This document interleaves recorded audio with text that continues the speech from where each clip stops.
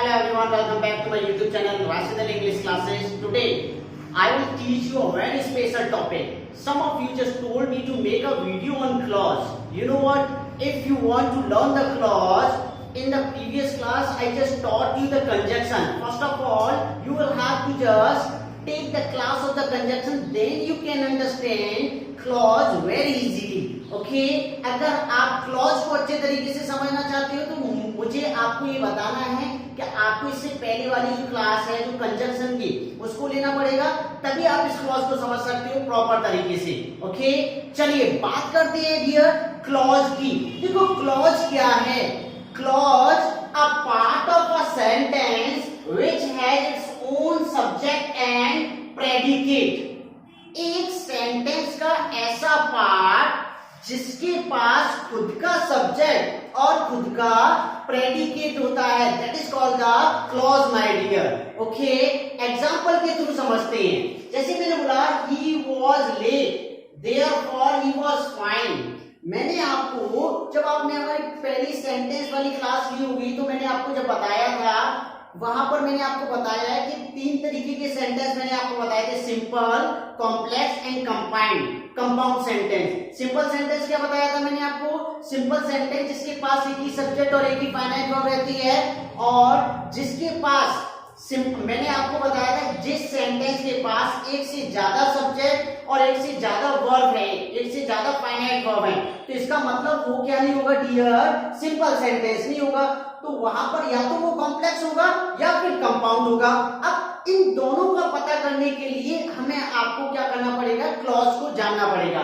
जैसे मैंने बोला he was late therefore he was fine, तो यहाँ पर आप देख रहे हो एक सब्जेक्ट तो ही और दूसरा यहाँ पर दूसरा भी ही है, और एक तो वाज वर्ब यहाँ पर और यहाँ पर ये दो वर्ब. इसका मतलब सिंपल सेंटेंस नहीं है. इसका मतलब यहाँ पर ये वाला जो सेंटेंस है ये पूरा का पूरा क्या है? एक सेंटेंस है. अब सेंटेंस का एक ऐसा पार्ट, सेंटेंस का एक ऐसा पार्ट जिसके पास खुद का तो ये सब्जेक्ट हो गया, ओके, और खुद ही का क्या हो गया? प्रेडिकेट हो गया. A part of a sentence which has its own subject and predicate. इसका मतलब ये क्या है? एक क्लॉज है. क्या हो जाएगा डियर? एक क्लॉज. और यहां पर भी इसके पास एक सब्जेक्ट और इसका क्या है? प्रेडिकेट. तो इसका मतलब ये भी क्या हो जाएगा? एक क्लॉज हो जाएगा. बात समझ में आ रही है? अच्छा एक और बात यहां पर देख लेते हैं. अगर मैं यहां पर लिख देता हूं ही वाज लेट, तो क्या ये एक क्लॉज होगा? क्या ये एक क्लॉज होगा? नो माय डियर, ये एक क्लॉज नहीं होगा. ये क्या हो जाएगा? एक सेंटेंस हो जाएगा. यहां पर क्या है? ही वाज लेट, ये क्या है? Group of word which has complete sense. ये ग्रुप ऑफ वर्ड है और इसका पूरा सेंस है, कंप्लीट सेंस है. इसका मतलब ये क्या हो जाएगा डियर? एक सेंटेंस. अगर इसके आगे मैं कुछ और लिख देता हूं तो ये क्या हो जाएगा? जैसे यहाँ पर he was late therefore he was fine, तो यहाँ पर ये क्लॉज बन जाएगा. अगर ये अकेला आता तो एक सेंटेंस, क्योंकि क्लॉज की डेफिनेशन है a part of sentence. Sentence का एक पार्ट होना चाहिए डियर. अगर मैं इस पार्ट को ना लिखूंगा तो ये क्या हो जाएगा डियर? एक सेंटेंस हो जाएगा. ओके बात क्लियर है ना? चलिए बात करते हैं नेक्स्ट. अब मेक हैस्ट, यहाँ पर मैं एक बार ये लिख देता हूं make haste, otherwise we will miss the train. तो यहाँ पर जल्दी करो अन्यथा हम ट्रेन को मिस कर देंगे. तो एक सेंटेंस ये भी हो गया, ओके, एक क्लॉज ये भी हो गया, जल्दी करो. ये एक क्लॉज हो गया, एक पार्ट ऑफ सेंटेंस हो गया, ये imperative sentence. Otherwise we will miss the train, ये भी क्या हो जाएगा डियर? एक क्लॉज हो जाएगा. इस सेंटेंस के अंदर भी क्या है? क्लॉज है. रिकॉर्ड देख लेते हैं. This is the time when you should read. This is the time. यहाँ पर दिस सब्जेक्ट है, इज क्या है? फाइनाइट वर्ब है, और यहाँ पर यू सब्जेक्ट है और शुड क्या है? एक तरीके से वर्ब है. इसका मतलब एक से ज्यादा क्या हो जाएगा यहाँ पर? एक से ज्यादा फाइनाइट वर्ब, एक से ज्यादा सब्जेक्ट. तो ये भी क्या हो जाएगा? एक क्लॉज हो जाएगा. और ये भी क्या हो जाएगा? एक क्लॉज. इफ ही कम्स, यदि वह आएगा तो मैं उसकी मदद करूंगा. तो ये भी एक क्लॉज और ये भी एक क्लॉज. बात समझ में आ गई? देखो क्लॉज क्या रहता है मैंने आपको पहले ही बता दिया है. सेंटेंस का एक ऐसा पार्ट जिसके पास खुद का सब्जेक्ट हो और खुद का प्रेडिकेट हो. अब बात करते हैं डियर क्लॉज होता कितने काइंड्स का है, तो हम बता देते हैं there are 3 kinds of clause. First is principal clause, second is coordinating clause, third one is subordinating clause. Principal clause क्या रहता है? देखो प्रिंसिपल क्लॉज का मतलब रहता है ऐसा क्लॉज जिसको अपना मीनिंग एक्सप्रेस करने के लिए किसी अन्य क्लॉज की जरूरत नहीं रहती है। बात समझ में आ रही है? ध्यान से सुनना। एक ऐसा क्लॉज जिसको अपना मीनिंग एक्सप्रेस करने के लिए किसी भी अन्य क्लॉज की जरूरत नहीं है। जैसे मैंने बोला he was late, he was late, तो यहाँ पर देयरफॉर ही वॉज फाइन, इसीलिए उसको क्या कर दिया गया? फाइन लगा दिया गया। वो देरी, उसे देर हो गई थी, वो लेट हो गया था, इसीलिए उसको क्या कर दिया? फाइन लगा दिया गया। तो यहाँ पर आप याद रखिए ही वॉज लेट, इसी में क्या कर सकता हूँ? बिना किसी की सहायता से कह सकता हूँ, ये क्या हो जाएगा? Principal clause. और एक ऐसा क्लॉज जो किससे जुड़ा हो? कोऑर्डिनेटिंग कंजक्शन से जुड़ा हो। किससे जुड़ा हो? Coordinating conjunction. हमने प्रीवियस क्लासेस में कंजक्शन किया था, वहां पर आप देख सकते हैं वीडियो को। कंजक्शन, कोऑर्डिनेटिंग कंजक्शन क्या है? तो देयरफॉर यहाँ पर क्या है? कोऑर्डिनेटिंग कंजक्शन है, इसीलिए ये क्या हो जाएगा डियर? कोऑर्डिनेटिंग क्लॉज, जो अपना अर्थ एक्सप्रेस करने के लिए किसी अन्य क्लॉज पर डिपेंड नहीं है, that is called the principal clause. Okay, और जो कोऑर्डिनेटिंग कंजक्शन से जुड़ा है वो हो जाएगा कोऑर्डिनेटिंग क्लॉज। ऐसे make haste otherwise we will miss the train, तो यहाँ पर जल्दी करो, इसे बिना किसी की हेल्प से मैं बोल सकता हूँ। और ये अदरवाइज जो है ना डियर, ये क्या है? एक हमारा एक कोऑर्डिनेटिंग कंजक्शन है। कोऑर्डिनेटिंग कंजक्शन से जुड़ा हुआ कंजक्शन क्लॉज क्या कहलाया जाएगा डियर? Coordinating clause. बात समझ में आ गई? अब बात करते हैं सबऑर्डिनेटिंग क्लॉज की। तो वो सबऑर्डिनेटिंग क्लॉज क्या रहता है? सबऑर्डिनेटिंग क्लॉज का मतलब रहता है जो डिपेंडेंट क्लॉज रहता है। जैसे सबऑर्डिनेटिंग कंजक्शन होता था तो क्या करता था? डिपेंडेंट क्लॉज को जोड़ता था, अपना अर्थ स्पष्ट करने के लिए वो दूसरी क्लॉज पर डिपेंड रहेगा। जैसे मैंने बोला दिस इज द टाइम, यह वही समय है व्हेन यू शुड रीड, यह वही जब तुम्हें पढ़ना चाहिए, ये वही समय है। तो मैं इसे तो मैं बोल सकता हूँ बिना किसी की हेल्प के, मतलब इसे किसी की भी क्या नहीं है? दिस इज द टाइम, इसे किसी की भी जरूरत नहीं है अपना मीनिंग एक्सप्रेस करने की। लेकिन अगर आप ये देखोगे व्हेन यू शुड रीड, जब तुम्हें पढ़ना चाहिए, जब तुम्हें पढ़ना चाहिए, तो ये क्या हो जाएगा डियर? यहाँ पर ये अपना अर्थ स्पष्ट करने के लिए इस क्लॉज पर डिपेंड है। इसका मतलब ये डिपेंडेंट क्लॉज है। आपको क्या करना पड़ेगा? इसको सबऑर्डिनेटिंग क्लॉज। आप इस तरीके से लिखोगे व्हेन यू शुड रीड, तो इसका मतलब जब तुम्हें पढ़ना चाहिए, जब तुम्हें पढ़ना चाहिए, तो इसका मतलब ये अधूरा सा इसका मीनिंग लग रहा है। जब इसका मीनिंग अधूरा लग रहा है तो इसका मतलब क्या हो जाएगा? ये डिपेंडेंट है।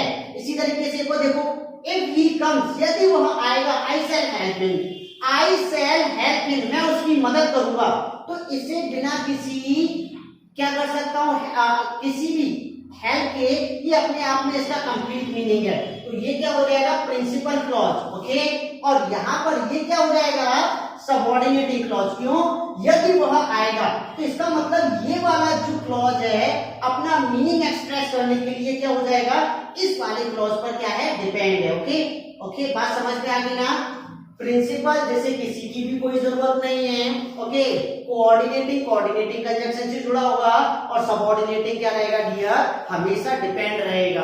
अब बात करते हैं kinds of the subordinating conjunction की। ओके, तो बात करते हैं हम kinds of the subordinating conjunction की।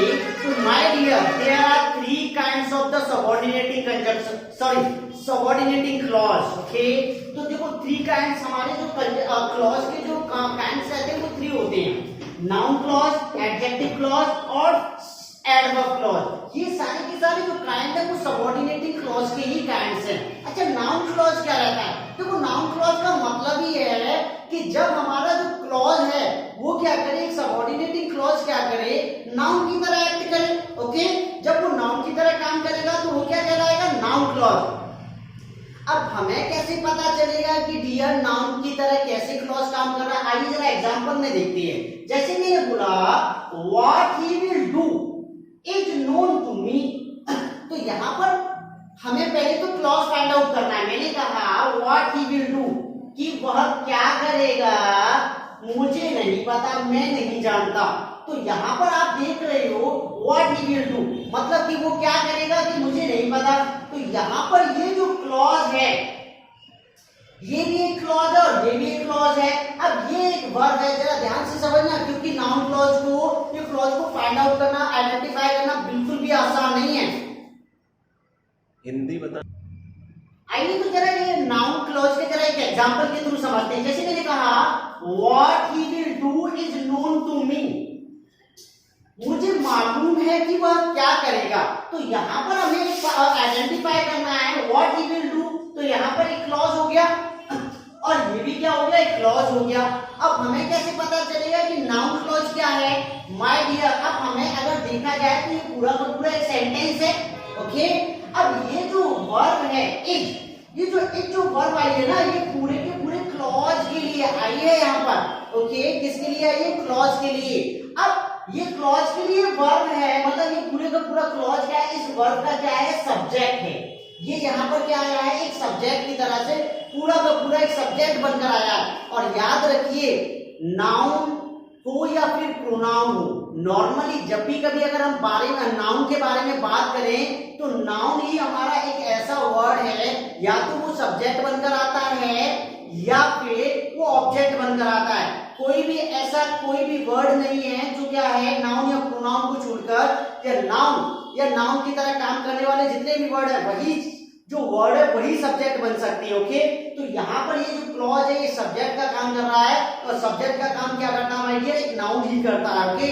तो इसीलिए ये क्या है, पूरा का पूरा एक सब्जेक्ट है। एक और देख लेते हैं, that he will not come is certain. तो इस वाली जो वर्ड का पूरा सब्जेक्ट क्या है, ये पूरा क्लॉज है। तो ये क्लॉज एक सब्जेक्ट के तौर पर आए हैं, और सब्जेक्ट के तौर पर आए हैं तो इसका मतलब ये क्या हो जाएगा, सब्जेक्ट के तौर पर कौन आ सकता है, या तो नाउन या फिर प्रोनाउन या फिर नाउन की तरह काम करने वाले वर्ड। तो यहाँ पर ये नाउन की तरह ये एक्ट कर रहा है, तो इसीलिए ये भी क्या कर रहा है, एक नाउन का काम कर रहा है। तो ये भी क्या हो जाएगा, एक noun clause, okay. I do not know where he lives, मुझे नहीं पता कि वो कहाँ रहता है। तो एक क्लॉज ये हो गया और एक क्लॉज ये हो गया। अब हमने जब चैप्टर पढ़ा था, जब हमने काइंड्स ऑफ सेंटेंस के बारे में पार्ट्स ऑफ द सेंटेंस के बारे में बात किया था, तो मैंने ऑब्जेक्ट बताया था। ऑब्जेक्ट क्या होता है, जब वर्ब से पूछते हैं व्हाट, तो वहां पर व्हाट और हु पूछते हैं तो हमें ऑब्जेक्ट मिलता है। मुझे नहीं पता कि वह कहाँ रहता है, क्या नहीं पता कि वह कहाँ रहता है, ये जो है इस नो का क्या है, ऑब्जेक्ट है। ये पूरा का पूरा जो क्लॉज है ये इस नो वर्ड का क्या है, ऑब्जेक्ट है। और ऑब्जेक्ट की जगह पर ही केवल नाउन या प्रोनाउन ही आते हैं, okay. My fear is that he may fail, sorry, मेरा डर है कि वह फेल हो सकता है। तो यहाँ पर माय फियर इज, ये क्या हो जाएगा, एक ये जो इज वर्ड आप देख रहे हो, ये क्या है, इस पूरे के पूरे क्लॉज को ये क्या है, कॉम्प्लीमेंट की तरह यहाँ पर क्या हो रहा है, यूज हो रहा है। तो ये भी क्या हो जाएगा माय डियर, एक नाउन क्लॉज हो जाएगा, ओके। बात समझ में आ रही है। अब बात करते हैं हम एडजेक्टिव क्लॉज की, ओके। तो बात करते हैं अब हम एडजेक्टिव क्लॉज की। देखो एडजेक्टिव क्लॉज क्या होगा, एक ऐसा क्लॉज जो एडजेक्टिव की तरह काम करेगा। कहने का मतलब किसी नाउन या प्रोनाउन की विशेषता बताएगा, that is called the adjective clause. Adjective clause, adjective का काम ही यही है कि नाउन और प्रोनाउन की विशेषता बताए। अब यहाँ पर जैसे एग्जांपल देखते हैं, जैसे मैंने बोला आई नो द मैन, मैं उस व्यक्ति को जानता हूं, मैं उस व्यक्ति को जानता हूं। तो यहाँ पर मैन है Who stole your watch, जिसने तुम्हारी घड़ी चुराई थी। अब यहाँ पर ये क्लॉज है और ये तो एक प्रिंसिपल क्लॉज हो गया, ये सबऑर्डिनेटिंग क्लॉज हो गया। अब सबऑर्डिनेटिंग क्लॉज ये किसकी विशेषता बता रही है, ये बता रहा है इस मैन की विशेषता, और मैन यहाँ पर क्या है, नाउन है। तो जो क्लॉज नाउन की विशेषता बताएगी that is called the adjective clause. बात समझ में आ गई, ओके, क्लियर है ना। मैन को यहाँ पर क्या बताई जा रही है, विशेषता बताई जा रही है। नेक्स्ट इधर देख लेंगे, दिस इज द विलेज, यह वही गांव है जहां पर मेरा जन्म हुआ। तो ये एक क्लॉज हो गई, और ये क्या है, किसी पर डिपेंड नहीं है, तो प्रिंसिपल क्लॉज, जहां पर मेरा जन्म हुआ, ये क्या हो गया, एक सबऑर्डिनेट क्लॉज। और ये वाली क्लॉज, एक विलेज क्या है, एक गांव का नाम है, नाम तो है, तो नाउन की विशेषता बता रहा है, इसीलिए ये क्लॉज क्या कर रही है, इस नाउन की विशेषता बता रही है, तो इसका मतलब ये कौन सी क्लॉज होगी भी, एडजेक्टिव का काम कर रहा है, ठीक है। जब एडजेक्टिव का काम करेगा तो क्या हो जाएगा, एडजेक्टिव क्लॉज। नेक्स्ट आ जाएंगे एडवर्ब क्लॉज। एडवर्ब क्लॉज क्या है, जो भाई नाउन प्रोनाउन और इंटरजेक्शन को छोड़कर बाकी सबकी विशेषता बताए, that is called the adverb clause. Okay, तो यहाँ पर एडवर्ब क्लॉज देख लेते हैं, आई शैल गो विद यू, मैं तुम्हारे साथ जाऊंगा, व्हेन यू रिटर्न, जब तुम वापस आओगे। तो यहाँ पर जो व्हेन यू रिटर्न है, ये बात कर रहा है भैया टाइम की। बात समझ में आ रही है। हमारा जो एडवर्ब होता है वो क्या क्या एक्सप्रेस करता है, टाइम, प्लेस, मैनर, रीजन। बात समझ में आ रही है। तो ये सारी चीजें हमारा क्या करता है, एडवर्ब एक्सप्रेस करता है। तो यहाँ पर ये क्या कर रहा है, टाइम को एक्सप्रेस कर रहा है। आई शैल गो विद यू, व्हेन, कब जाऊंगा, जब तुम मेरे मतलब वापस आ जाओगे। तो इस वर्ब को यहाँ पर क्या कर रहा है, एक्सप्रेस कर रहा है, इसकी विशेषता बता रहा है। तो ये क्या हो जाएगा, एडवर्ब क्लॉज। और next, he accompanied me wherever I went, वो मेरे साथ आया जहां कहीं भी मैं गया। तो वेंट की यहाँ पर क्या बता रहा है, ये विशेषता बता रहा है, ये वाला क्लॉज। तो ये क्या हो जाएगा डियर, एडवर्ब क्लॉज। बात समझ में आ रही है। जो नाउन का काम करेगी that is called the noun clause, जो एडजेक्टिव का काम करेगी जो clause, that is called the adjective clause, और जो क्लॉज एडवर्ब का काम करेगी that is called the adverb clause. Okay, तो बात समझ लीजिए, जिस सेंटेंस के अंदर एक प्रिंसिपल और कम से कम एक सबऑर्डिनेट क्लॉज, उसे बोलते हैं कॉम्प्लेक्स सेंटेंस। और जिस सेंटेंस के अंदर एक प्रिंसिपल क्लॉज और कम से कम एक coordinating clause, that is called the compound sentence. तो अब आपको कंपाउंड, कॉम्प्लेक्स और सिंपल सेंटेंस का जो कॉन्सेप्ट है वो पूरी तरीके से समझ में आ गया होगा। कंजक्शन की वीडियो मैंने आपको पहले ही करा दी, वहां पर आप जाकर देख सकते हैं। और हाँ, अब ये क्लॉज भी मुझे लगता है आपको प्रॉपर तरीके से समझ में आ गया होगा। तो अगर आपको फिर भी कोई डाउट रह जाता है या कोई भी प्रॉब्लम होती है तो आप नीचे कमेंट बॉक्स में लिख सकते हैं।